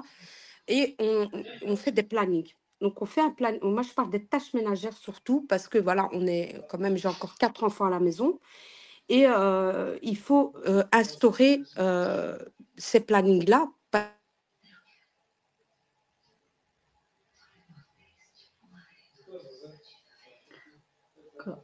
Elle sera de retour, Fatima. Donc, on était en train de parler du planning et comment on communique en famille, hein, quand on est une famille nombreuse, pour trouver son équilibre et chacun il trouvera sa place et il sera surtout responsable de sa tâche. Et du coup, comment ça a été, Alors, ben, je disais, donc Fatima? vraiment, on a instauré cette organisation et cette planification des tâches pour chacun d'entre nous, voilà, par semaine. Et ça aide beaucoup parce que voilà, chacun va voir ce qu'il a à faire et il le fait. Et ça s'arrête là. Comme ça, il n'y a pas de prise de tête. Et je pense que ça aide beaucoup. Déléguer, moi, j'ai eu du mal parce que je suis aussi une perfectionniste. Je suis vraiment maniaque et perfectionniste. J'aime bien quand les choses sont bien faites. Donc, du coup, chaque fois, j'allais derrière en disant, ah, mais non, mais ça, c'est pas fait comme... Mais maintenant, ça va faire quand même, je dirais, un bon 2 ans que j'ai lâché prise. Je me suis dit, ah, mais attends, là, tu peux pas commencer à être derrière tout le monde, à vouloir que tout soit bien fait. Et c'est vrai que ça aussi, c'est une grosse souffrance parce que commencer à vouloir être perfectionniste, c'est pas bon. Donc Mhm. moi, je fais confiance, je délègue ce que je peux déléguer et comme ça, je suis tranquille. Et aussi, allez, mes enfants, ils ont aussi appris, ils apprennent petit à petit à faire certaines choses. Et ça, c'est super, ça les responsabilise, ils ont de l'autonomie et ça, c'est génial. Et d'ailleurs, c'est le meilleur conseil que je peux donner, entrepreneur ou pas, quand on est parent, il faut donner à ses enfants les outils pour qu'ils soient autonomes et responsables, et très tôt. Rien que ça, on peut mettre en place une autre émission, Fatima. Euh, euh, Au début de l'émission, tu as parlé d'affirmation. J'ai appris à dire non parce que j'étais quelqu'un qui disait oui tout le temps, qui était présent pour les autres. À quel moment tu as dit non, aujourd'hui, je dois changer ma manière de se comporter et j'ai le droit de dire non, stop. Alors, ben, c'est une réflexion. Ben, ça veut dire que dès que je suis confrontée à une question ou à une demande, je prends le temps de réfléchir. Est-ce que ça répond vraiment déjà à mes convictions, à mes valeurs, à mes principes? Et puis, je dirais oui ou non selon la situation. Je ne veux plus avoir à souffrir d'une décision qui est mal Mm. prise. Mm. Après, je ne dis pas que je fais aucune erreur et que je vais en faire aucune. Ça arrivera sûrement, mais j'essaye de l'éviter du mieux que je peux. Mm. Donc, et pour ça, ben, c'est aussi savoir faire opposition parce que des fois, j'entends certaines choses. J'ai déjà été beaucoup silencieuse parce que j'entends et je me dis, mais ce que j'entends, c'est juste pas normal. Et des fois, je réagis pas parce que j'ai pas envie de réagir, mais parce que j'ai pas envie d'une prise de tête avec la personne, j'ai pas envie d'un débat. Mais au jour d'aujourd'hui, quand quelque chose me touche, je vais quand même dire mon mot et si ça me plaît pas, je vais le dire à la personne. Parce que je Mm. trouve aussi que le silence, c'est une forme d'hypocrisie. Ça peut être une Mhm. forme d'hypocrisie. C'est bien de chercher à éviter les problèmes, ça c'est bien, mais il y a quand même des situations où il faut savoir dire non, stop, je suis pas d'accord en fait. Je veux même pas entendre ça.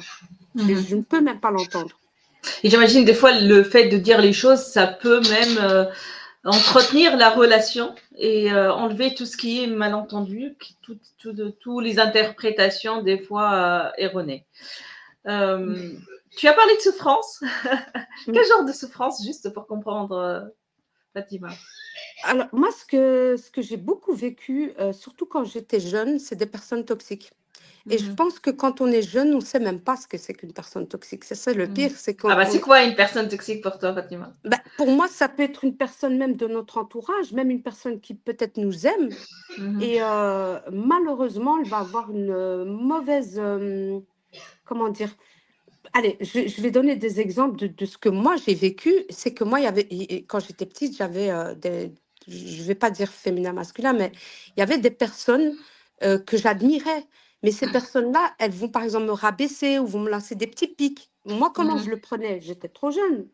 Je me disais, ah ben c'est moi qui ai un problème en fait. J'ai un problème, je ne sais pas c'est lequel, mais j'ai sûrement fait quelque chose où je ne suis pas en fait assez bien.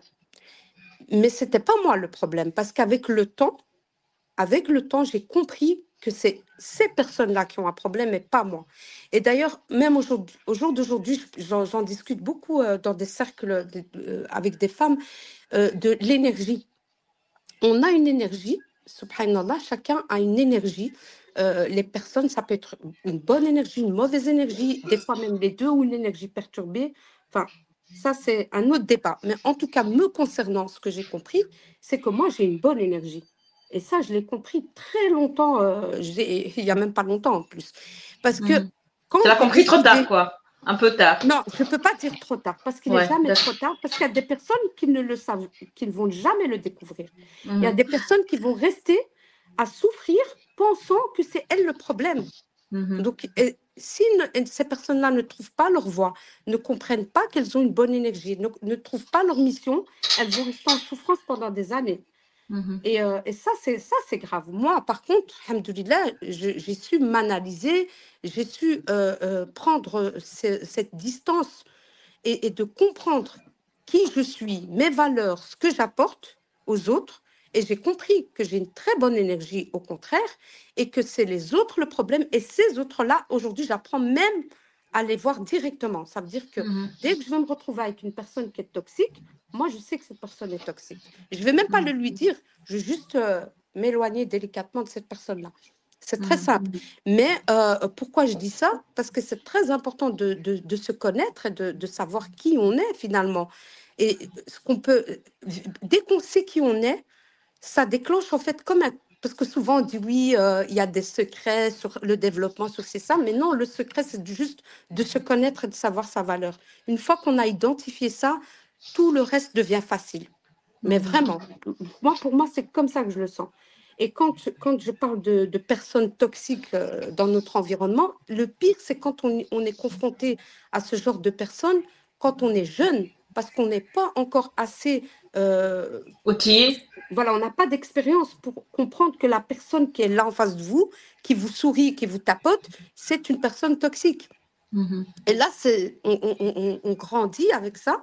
Et là, ça peut être un grave problème. Et moi, des personnes comme ça, j'en ai eu beaucoup dans mon environnement. Et heureusement, alhamdoulilah, comme je dis, j'ai eu cette période de remise en question. Et cette période de remise en question, c'est pas un jour ou deux. Hein. Ça a pris du temps d'essayer de comprendre. Et je me suis dit, j'ai pris des décisions avec moi-même. En me disant, maintenant, tu vas changer ton mode de fonctionnement. Tu ne vas plus du tout fréquenter ces personnes, ni de loin, ni rien. Tu vas, voilà, comme je dis, code sécurité, comme je l'appelle. Et j'ai compris, en mettant en place ce code sécurité, de m'éloigner. C'est là que j'ai vu la différence.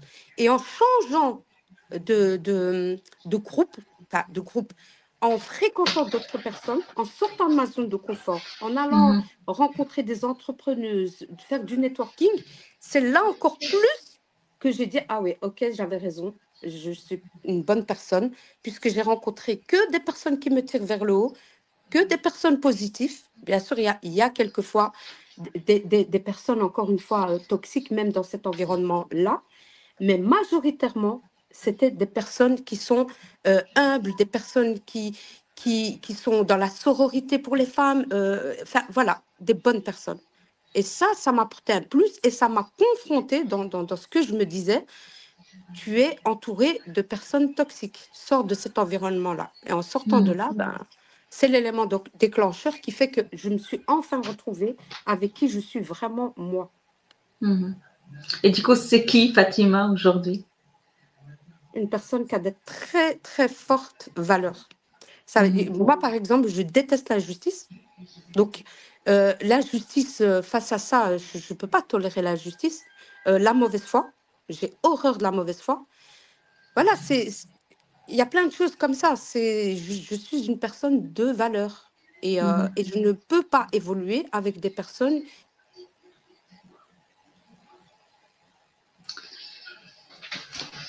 Ne vous inquiétez pas, ça sera de retour Fatima. Ça arrive les coupures et voilà, aussi, ça fait 1 heure quand même douce qu'on est en train d'échanger. C'est riche hein, et c'est pour ça, des fois, on me dit, ouais, tu mets plus de temps, tu dépasses le temps. Heureusement, on a ce format qui est libre et qui me permet surtout de laisser la parole à mes invités, de s'exprimer et surtout leur poser les questions que j'imagine vous êtes en train de se poser et avoir des réponses hein, pour vous aider, chers amis.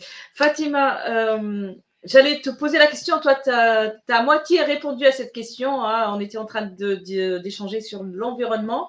C'est le changement de cadre, hein, passer d'un statut femme foyer qui a son quotidien, train de vie normale à une entrepreneur.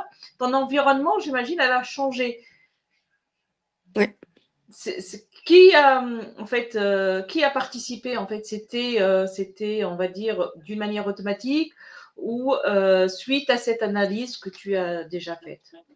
Mais déjà, avant même de devenir entrepreneuse, comme je l'ai dit, et cette remise en question, ça a pris du temps.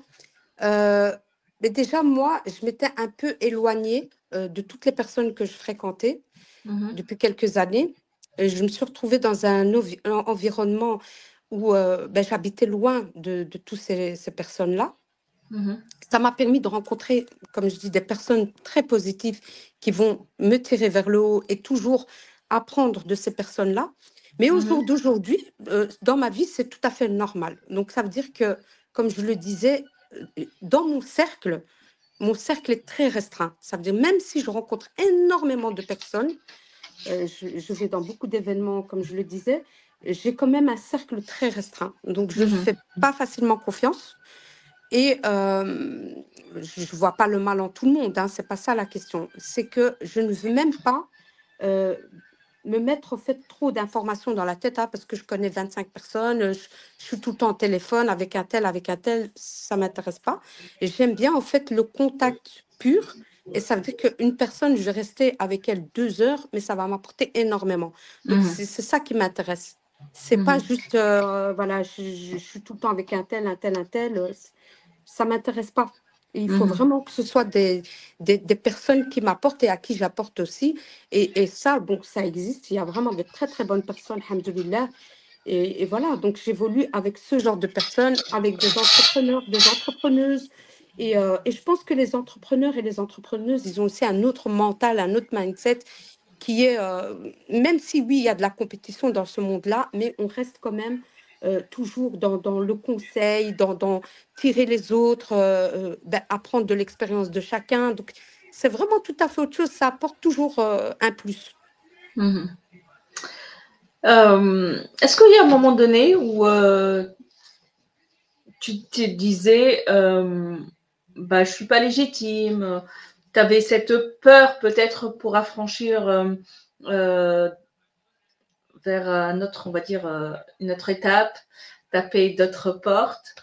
Est-ce il fallait un accompagnement pour ça ou à un moment donné tu dis non, je suis capable, j'y vais, peu importe, je suis face à qui. Ça, je pense que les doutes, on en a tous. Oui, j'en ai, hein, ça m'est arrivé, hein, de douter et même de vouloir arrêter. Comme je l'ai dit, ça m'est arrivé. Et ben, surtout quand on commence une entreprise, c'est une jeune entreprise, ben oui, on se pose des questions. Est-ce que ça va marcher? Combien de temps ça va prendre? Est-ce que finalement on a confiance en moi? Enfin, il y a plein de doutes. Ça, c'est au quotidien. Après, on surmonte ça parce que je suis une personne très, très résiliente. C'est-à-dire même les pires trucs qui peuvent arriver, ben, je suis préparée à ça en fait. Mentalement, moi, je suis préparée à plein de trucs. C'est- Je, je me prépare à ça, je me dis, ben voilà, c'est sûr, tu peux t'attendre à ça, tu peux t'attendre à ça. Mhm. Et je crois Alors, que tu quand parles de on est... préparation, c'est un mot Oui, important, Fatima. oui, oui, parce Tu étais que, préparée par rapport à ton vécu ou parce qu'il y a des ben, gens qui vont être accompagnés pour se préparer mentalement et non, même les c'est hauts sportifs, vraiment... surtout, qui sont connus pour ça le Ben, plus. c'est surtout par rapport à mon vécu, parce que quand, enfin, allez, là, j'ai quand même, je peux dire 50 ans, même plus, mais quand on a cet âge-là, on a vu des gens qu'on aime partir, on a vu des gens malades, on a vu enfin, toutes sortes d'épreuves.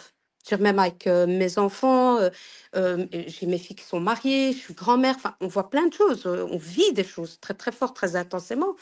Et à partir de là, je pense que c'est pas qu'on devient dur. Moi, je suis pas quelqu'un de dur, mais je dirais plutôt je suis dans la sagesse. Et c'est autre chose. Ça veut pas dire que je suis pas quelqu'un qui souffre ou qui a mal, mais ma souffrance, je la vis différemment. Mhm. Je l'attends en fait parce que je me dis, ben, c'est sûr, on est des humains, ben, c'est certain qu'il va y avoir des souffrances. Donc à partir du moment où on l'attend et on est préparé à ça, on le vit mieux. On le vit mieux que si on s'y attend pas. Parce que quand on s'y attend pas, ben, c'est une surprise et c'est là que la souffrance, elle est décuplée. Moi, je me dis, voilà, je suis une personne aussi qui a une très, très grande foi. Et d'ailleurs, la foi, ben, c'est ce qui résout, enfin, ça globalise le tout. C'est Mhm. que le fait d'avoir la foi, eh bien, cette préparation, elle est logique. Mhm. Si on est quelqu'un de foi, on est préparé à tout et à ce moment-là, ben, on est dans des stades de sagesse. Moi, c'est vraiment ça. Je ne dis pas que je suis une sage, hein, mais je travaille ma sagesse aussi au Mhm. quotidien. Donc, j'apprends à être sage parce que c'est quelque chose on l'acquiert petit à petit. Mhm. Alors, tu parles d'un point important et ce qui me touche énormément, et je suis la première concernée, hein, Fatima. Tu parles de foi. Alors, je considère ou que la majorité de nous, hein, on a cette foi. Hein. Après, c'est à des degrés. Mais personnellement, je me suis confrontée à une étape et je pense à d'autres qui sont en train actuellement de vivre la même chose et ils se reconnaîtront certainement quand ils écouteront cette interview. C'est que ça n'empêche pas qu'on n'est pas bien, qu'on est surpris. Comment se préparer, comment sortir de cette zone de turbulence, si on peut l'appeler ça, et de se relever. Parce que c'est pas évident, hein, même si on a l'impression qu'on a dépassé ce stade, parce que voilà, il y a un vécu derrière, que voilà, ça a été réglé. Mais on découvre que c'est pas le cas. Moi, en fait, je me parle à moi-même et je me dis, plein de fois, j'ai vécu des trucs terribles où je pleurais, où j'étais pas bien. Ben oui, parce que je vais pas raconter ça maintenant, mais j'ai vécu des trucs qui faisaient vraiment mal, où j'ai pleuré dans des trucs dans ma famille et tout, où ça a pris du temps. Mais avec justement à chaque fois ces étapes-là de vie, au jour d'aujourd'hui, je me dis, quand il y a une épreuve qui se présente, il y en a eu une il y a quelques mois, je me dis, qu'est-ce que tu peux résoudre de par ta souffrance? Est-ce que ça va résoudre quelque chose? Rien. Tu peux pleurer autant que tu veux. Tu peux rester au lit, tu peux faire ce que tu veux. Ça ne va pas résoudre la situation. Ça, c'est clair et net. C'est une réponse claire et nette. Les larmes, ça ne va pas résoudre le truc. Donc, je me dis, tu vas finir par te lever. Donc, si ce n'est pas dans une semaine, ce sera dans 2, ou alors tu tombes dans une dépression. Je me dis non, autant me lever directement et continuer ma vie parce que, alhamdoulilah, si Allah il a voulu cette épreuve-là, c'est lui qui l'a voulu pour une certaine raison. Donc, nous, face à cette épreuve, normalement, on est dans l'obligation d'accepter, c'est l'acceptation, de dire alhamdoulilah et de continuer. Mais ça ne veut pas dire qu'on a pas mal. Ça veut juste dire qu'on prend la chose autrement et que notre souffrance, elle est autre que les autres. Je peux très bien voir ma sœur gérer une épreuve d'une autre manière que moi. Moi, je ne vais pas la gérer de la même manière. Je ne sais pas si c'est une qualité ou un défaut, mais actuellement, je suis dans cet état d'esprit-là.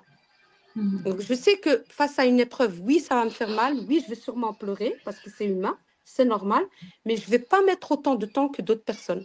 Parce que tout simplement, je me dis, tu dois accepter, c'est comme ça. Tu ne peux rien faire, ça ne va rien changer. Et je crois que c'est vraiment, c'est se parler à soi-même parce que quelque part, on se guérit, c'est comme si on se rassurait. Parce qu'il y en a même qui font, dans le développement, ils font ce geste-là. Mais c'est vrai. Ça a vraiment un sens. Hein. C'est que tu n'as pas besoin de faire ça avec ta main, tu peux le faire avec ta tête.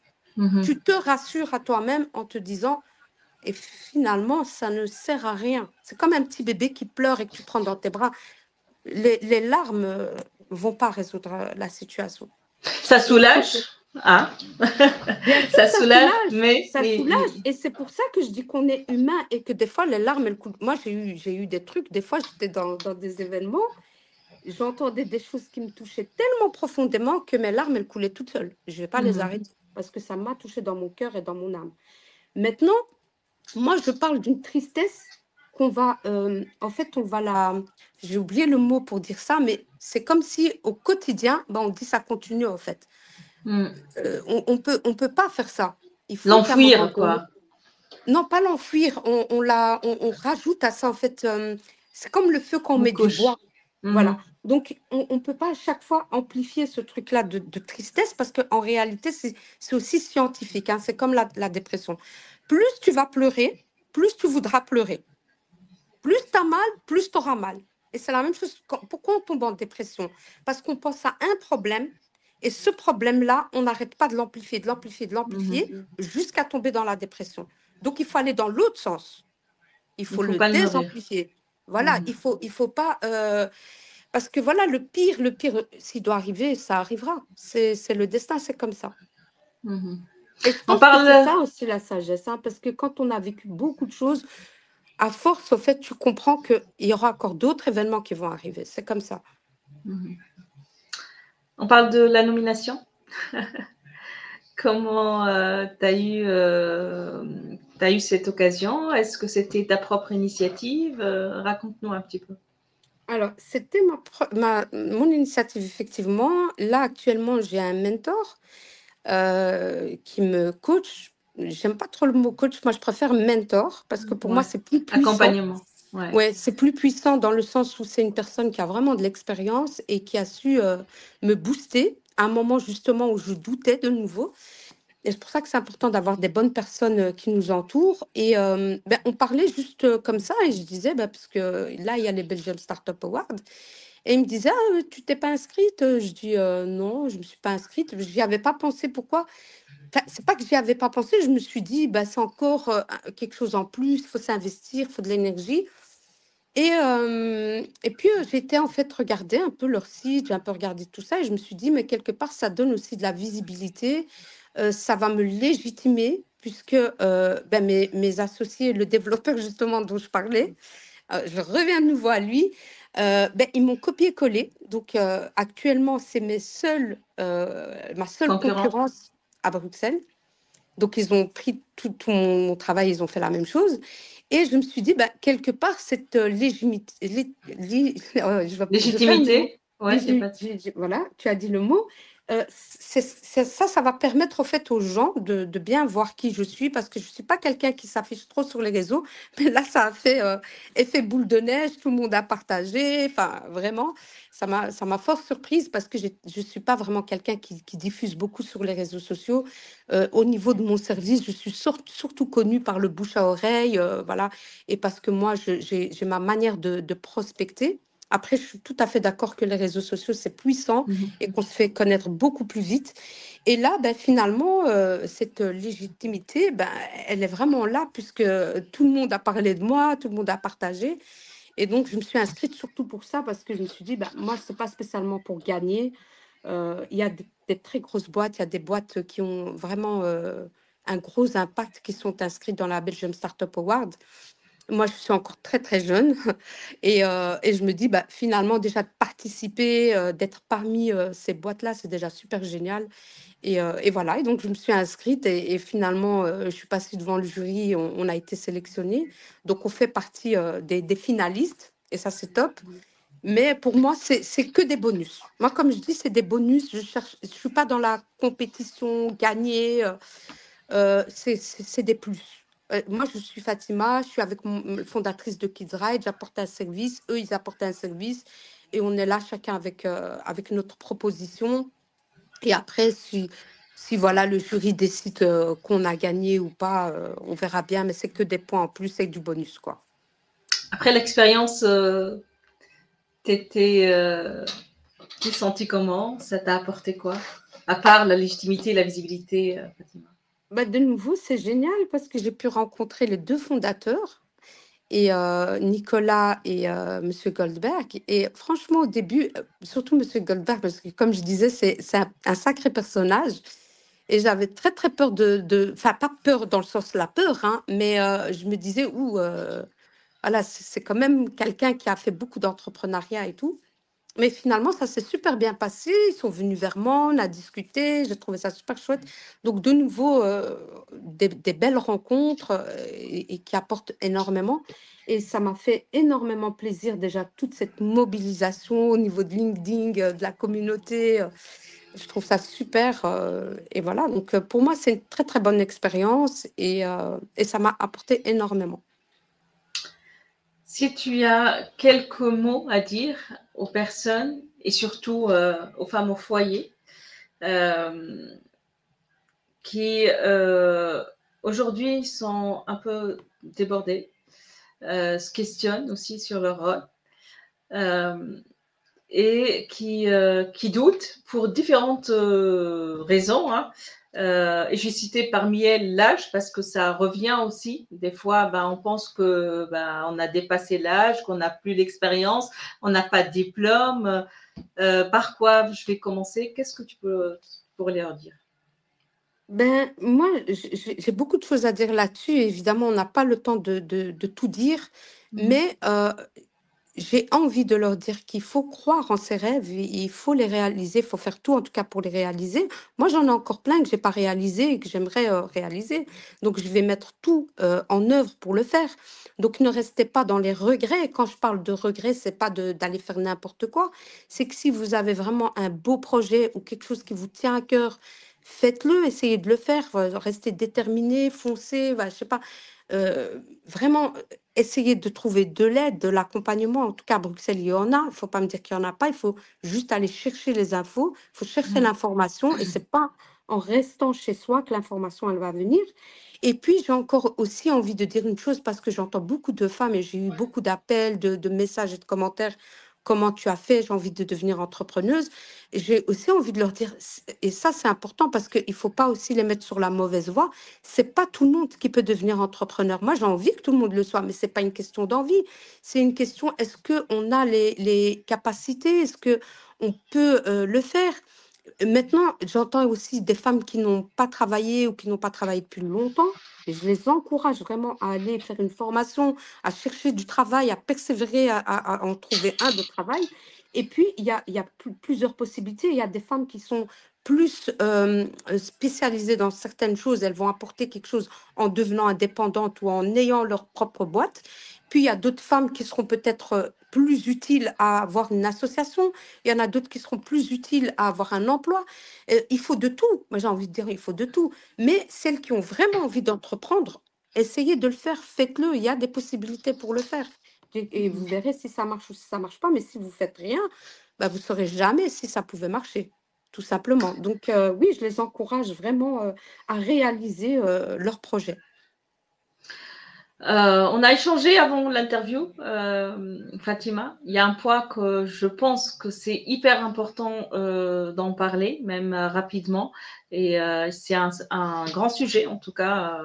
Peut-être un jour on fera une émission là-dessus, qui est le syndrome du nid vide que tu as Oui. vécu. Si tu peux nous dire Alors, un le mot là-dessus. syndrome du nid vide, je l'ai vécu, j'avais 41 ans, juste avant tout ça, bien la quarantaine. Je pense que quand on dit la crise de la quarantaine, elle peut se déclarer par plein de choses.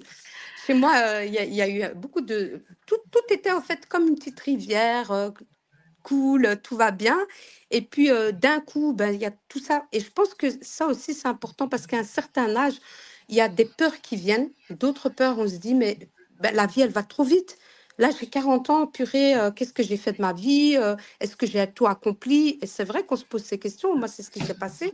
Et là, pile à ce moment-là, ma première fille se marie. Et moi, j'ai un sacré lien. J'ai 6 filles d'abord et puis 2 garçons. J'ai un lien, je ne sais même pas le décrire avec mes filles. Elles me font énormément confiance. Je leur fais énormément confiance. On partage beaucoup de choses. Et quand elle s'est mariée, moi, j'étais hyper heureuse pour elle, bien sûr. Mais il y a eu un vide, mais énorme, vraiment énorme. Alors, je Et pense à Rama que ah tu as ouais, rencontré hier. Elle m'a dit, mais moi, j'ai hâte que mes enfants, ils vont partir un jour. Est-ce que c'est... Voilà. mais C'est... c'est vrai, non, c'est pas que je voulais pas qu'elles partent parce que c'est naturel, c'est normal, ils doivent faire Ouais. leur vie, leur chemin et tout. Mais moi, de mon côté, c'est quand même mon enfant, ça veut dire qu'elle est restée avec moi plus de 20 ans. Et puis de la voir partir, je suis heureuse, je leur souhaite que le bonheur, mais il y a ce vide qui se fait. Pourquoi? Parce que quand même cet enfant-là, on l'a porté, on était là pour elle, on l'a fait grandir et tout. Et puis de voir sa chambre, elle est plus là, c'est quelque chose qui est un ressenti physique et psychologique, mais puissant. Donc, Mhm. moi, je savais même pas que ça existait. Moi, je connaissais Et même c'est pas ce important, terme. hein, c'est pour ça que je tenais à en parler, parce que on n'y pense pas que les liens ils changent après une Ouais. étape de vie, que ce soit un Mm. déplacement pour les études ou pour tout simplement l'enfant quand il Ouais. grandit, il a besoin de son indépendance ou après un mariage. Et Euh, franchement, j'ai 4 de mes filles qui se sont mariées. Et c'est la seule Machallah. avec qui j'ai vécu ça. Pourquoi? Parce que c'était la première. Première, Donc ouais. après, maintenant, ça va, j'ai plus vécu ça. C'était une fois et je ne savais pas ce que c'était. Donc moi, j'étais tout le temps occupée à pleurer et c'est là au fait que toutes ces questions ont commencé à venir. Et j'en ai parlé avec d'autres femmes et ils m'ont dit, mais tu sais que c'est un syndrome? Je dis, ah, quoi? Comment c'est un syndrome? Moi, je croyais que je faisais une dépression. Mais ils me disent, mais non, t'es pas en dépression, c'est le syndrome du nid vide. Ah bon, et c'est quoi? Ben, c'est quand ton enfant quitte, un de tes enfants quitte le foyer. Je dis, ah bon, ben, je savais même pas, moi. Donc après, quand j'ai fait des recherches, effectivement, c'était vraiment ça que je vivais, quoi. Maintenant, actuellement, c'est bon. Je crois que mon corps, mon cerveau, mon âme, tout ça, Il l'a accepté. voilà, il a accepté. Et après, les suivantes, ça a été, mais c'était très puissant pour la première. Et je pense que c'est là que les questions, eh ben, elles ont commencé de se dire, mais finalement, quand mes enfants ils vont partir, quand mes enfants vont se marier, si je suis encore là, je fais quoi? Parce que toute ma vie, c'est autour de mes enfants. C'est femme au foyer, c'est m'occuper de mes enfants, m'occuper de ma maison et de mon mari. Mais je me suis dit, mais une fois qu'ils sont partis, au fait, qu'est-ce que tu vas faire? Tu vas t'asseoir et regarder la télé? C'est pas mon genre. Je suis une femme qui est très active, donc je me suis dit, ben non, tu dois faire quelque chose. Et ce que tu dois faire, tu dois déjà le préparer maintenant. C'est pendant que tu as encore tes enfants avec toi, prépare déjà ton avenir professionnel, fais quelque chose professionnellement. Et alhamdoulilah que j'ai eu cette remise en question, parce qu'aujourd'hui, je sais que je rends service, que j'apporte quelque chose à la société, je ne suis pas inutile, et tout en étant maman, ce n'est pas un problème, quoi. Je peux faire les deux à la fois sans problème. Avec les petites difficultés de la vie, ça c'est sûr, mais voilà, alhamdoulilah. À ton échelle, quoi. Voilà. Merci beaucoup pour cet échange Avec plaisir. riche, Fatima. Merci encore d'accepter mon invitation. Avec plaisir. Tu as parlé d'information, c'est aussi une de mes missions. Est-ce que je tenais à l'importance de l'information et j'espère qu'aujourd'hui j'ai apporté l'information pour plein de gens, de les toucher, leur dire, je pense que c'est pas seulement de dire qu'il y a un exemple, on est tous des exemples, mais qu'est-ce qu'on fait, comment on s'inspire, qu'est-ce qu'on a à apprendre, de tirer tout ce qui est bon et qu'est-ce que je peux mettre en place tout en s'inspirant d'autres expériences.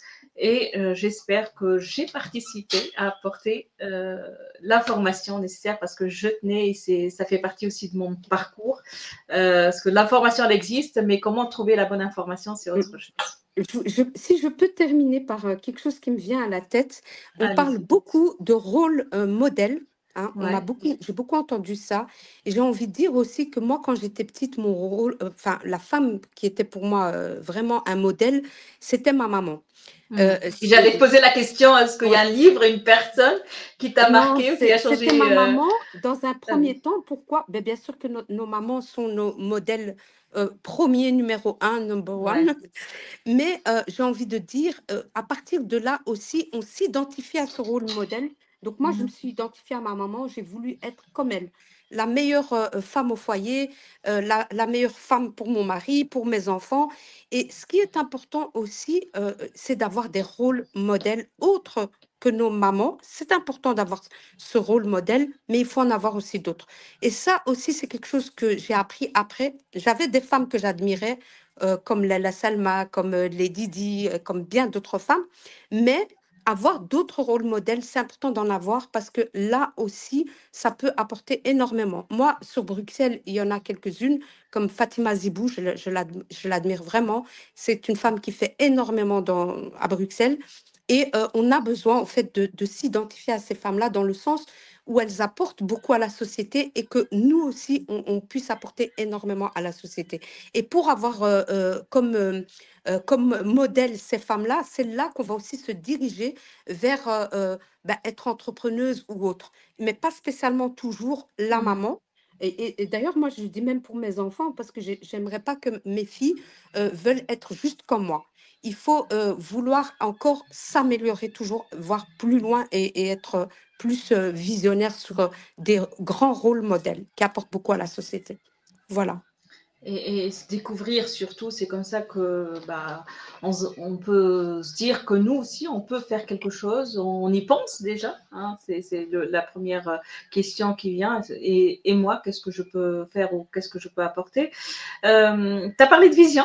Quelle est la vision de Kids Rights d'ici 1 an, 2 ans, 5 ans, peut-être plus Fatima. Ah, ça a coupé encore une fois, je crois. Eh oui, c'est le live, c'est comme ça. Je vous mets un peu de musique en attendant le retour de Fatima. Est-ce que ça vous parle? Allez là.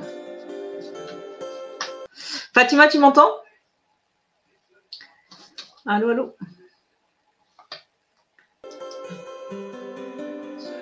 Ah, je me sens un peu plus seule. On est presque à la fin. Alors, Fatima, si tu peux sortir et revenir.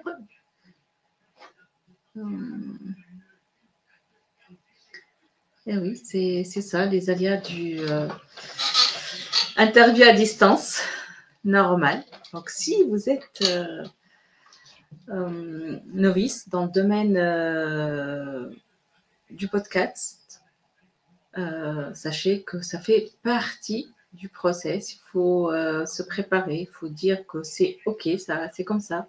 C'est pas une fatalité et que c'est normal. Voilà. J'attends le retour de Fatima. Alors, elle est là, mais son appareil n'est pas connecté. Voilà. Voilà. Désolée. De retour, il n'y a pas de souci. On arrive à la fin. Et du coup, ouais, je ne sais pas si tu as entendu la question ou pas, mais non, tu as je parlé de n'ai pas vision. entendu. J'ai Ouais. pas entendu parce qu'il y avait vraiment des grosses interférences. J'entendais Ouais. des bruits derrière, donc ce n'était pas possible d'entendre.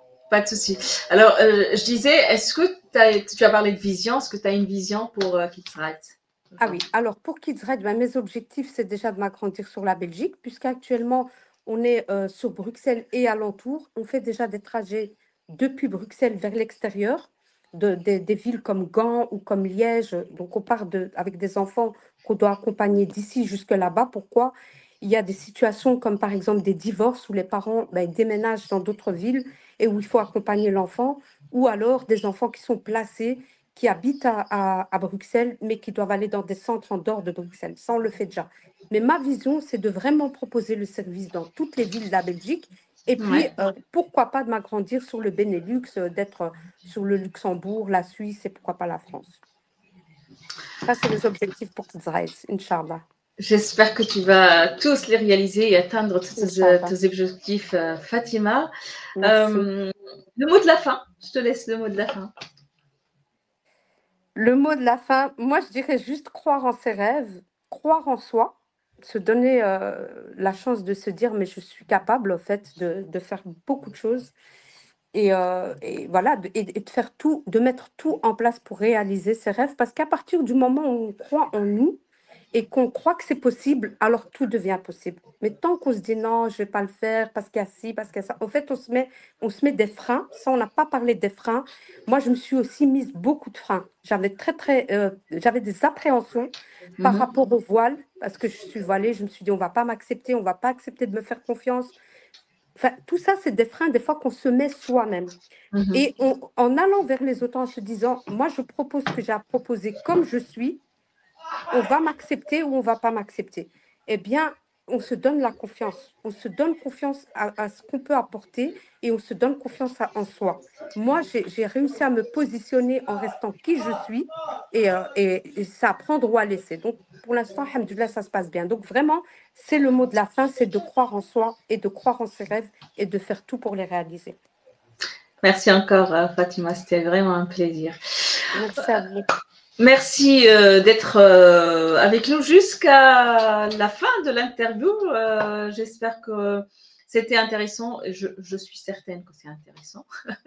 Donc, je vous retrouve la semaine prochaine avec un autre profil. Merci de suivre cette émission, de la soutenir.